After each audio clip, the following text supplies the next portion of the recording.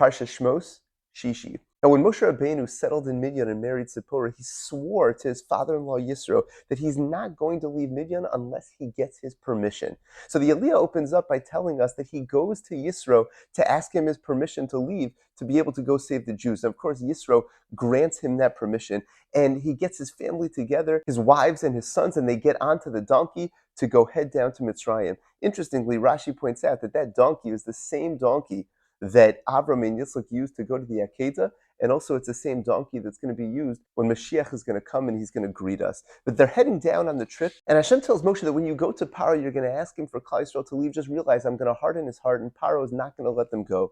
But you're going to say to him that Klal Yisrael is a firstborn of Hashem, and if you're not going to let them go and you're going to do this to them, then I, Hashem, am going to strike your firstborn, ultimately alluding to the final Makkah that Hashem wanted to tell him about of what's going to happen during Makkah's Bechoros. Now, on the way down, the pasuk tells us that Hashem gets angry at Moshe Rabbeinu. Rashi points out that it was a malach that was there that was very upset. Why?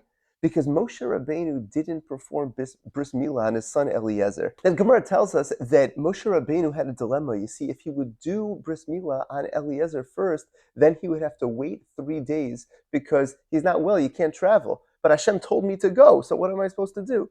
So the reason why, though, that Hashem was angry at him was because he first started dealing with the hotel on the way, with the inn, and then only after that, he decided to start thinking about the bris milah. Well, Tzipporah sees what's happening. She jumps in, she takes out a stone, and she performs bris milah on her son. They continue on the journey, and as they get there, Aaron comes out, and of course, happily is greeting Moshe Rabbeinu.